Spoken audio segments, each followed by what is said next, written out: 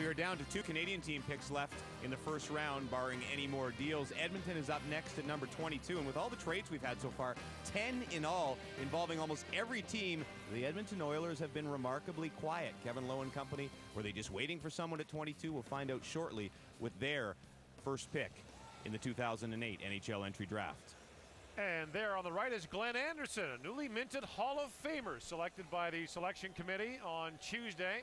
And he's going to be on the podium with the Oilers along with Sam Gagner, who had the outstanding rookie season for the Oilers. Well, I'll tell you what, Kevin Lowe, short of his own Hall of Fame induction and maybe including his own, couldn't have been happier for anyone than for Glenn Anderson. And by the way, that's Brad Davis on the right. His father, Lorne Davis, a longtime scout for the Oilers, just passed away. And I believe Glenn Anderson, who was one of Lorne Davis's great finds, is going to salute Lorne at the podium today. Glenn Anderson was a great goal scorer. The Edmonton Oilers want a good goal scorer in this draft, and they probably want to stay in Canada. So the best goal scorers that are still on the board in that are number 27 ranked Grade Nemish from the Windsor Spitfires and number 29 ranked Jordan Eberle from the Regina Pats. Nicholas Deschamps also from Chicoutimi, but it wouldn't be surprising at all if they stick close to the Western Hockey League. Kevin Lowe said going into this draft there were some guys in the WHL they were keeping an eye on. Eberle would fit the bill. Jordan Eberle is just like Joey Mullen used to be. 42 goals this year for the Regina Pats. He's slippery, he's not overly large, he's not overly fast. He's got great escapability down low, and he really is strong along the wall when he has to be. Awesome wrist shot, by the way, Jordan Eberle has for the Regina Pats. Yeah, and the two guys on the left have not bad wrist shots, too. Sam Gagner, as you were saying, and Glenn Anderson. Here's the Hall of Famer. Grab your attention a second here. On behalf of the Edmonton Oilers, I would like to pay tribute to a good friend of mine, Mr. Lorne Davis, who you all know passed away this past season. Lorne's going to be missed, and I know he's looking down on us right now. And I know quick little story about Lorne and what happened in 1979.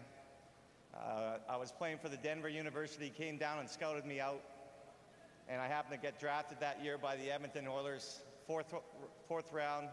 69th overall. Not only was Lorne a good friend of mine, but he also was my coach with the 1980 Olympic team, and along with Claire Drake and Tom Watt. And he was a mentor. I stayed with his house, in his house. He coached me and in many ways. He was a mentor, he was a great father, and he was a great husband.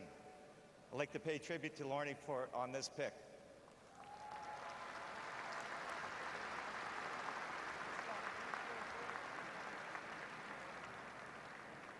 From Lorne Davis's team in Regina, Jordan Eberle. Perfect. Perfecto for the Edmonton Oilers. Keep adding young forwards that are dynamic. Eberle, as I said, very similar to Joe Mullen.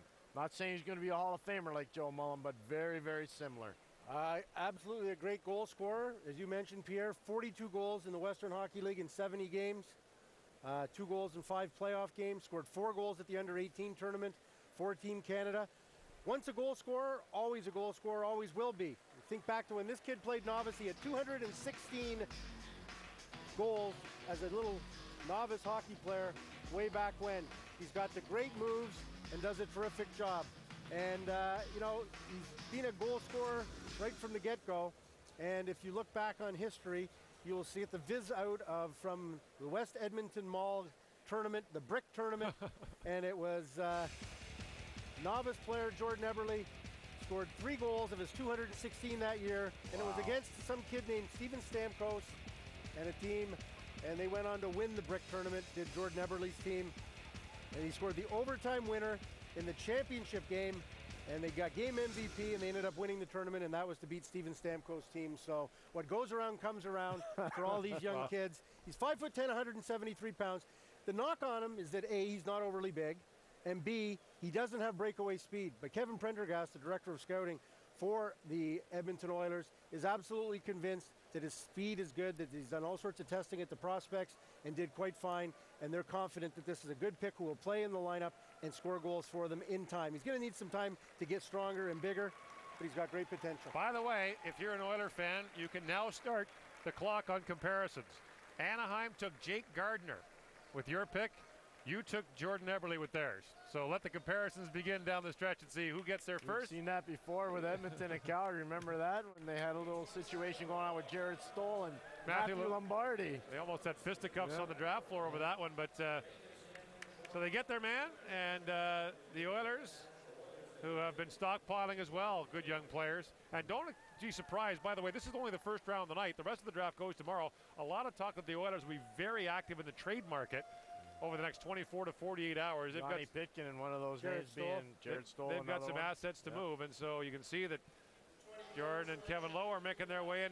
So a nice bit of serendipity, James, as on the day they honor Lauren Davis, they take Jordan Eberle. James? Absolutely. And Jordan, I ran into you in the stands before this draft started, and I said, you know, in a perfect world, where would you go? Well, obviously I said the Oilers. I mean, they've been my favorite team forever, and it seemed like even in all the mock drafts and whatnot, I was going there, so it worked out perfectly.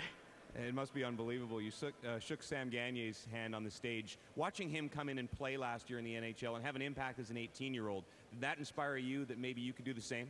Yeah, obviously. I mean, every 18-year-old in the CHL or even 18-year-olds watch him and see what he can do, and you know that we feed off it, and you know if he can do it, why can't any of us? But you know, to step in like that would be amazing. But you know, right now there's a lot of work to do.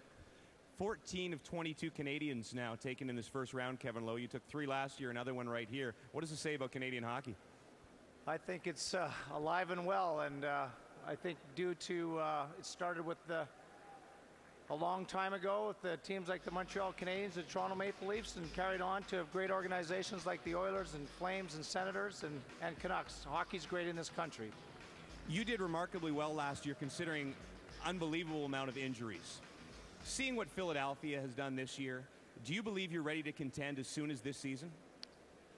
Well, we're going to start by trying to make the playoffs like all 30 teams, but we feel we had a real move forward last year, the second half of the season, and feel quite confident that we'll be vying for a playoff spot next year. Thank you, Kevin. Congratulations, Jordan. Thank you.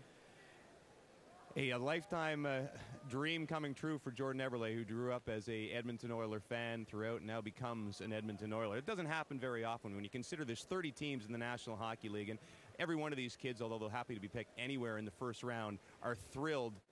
They're thrilled to be picked anywhere, but to have it go to the team that you've dreamt up cheering, and Jordan is just knocking me and smiling. It's a rarity, and it's happened for Jordan Eberle today as he becomes a member of the Edmonton Oilers. I believe we have another trade. Let's go to Gary Bettman.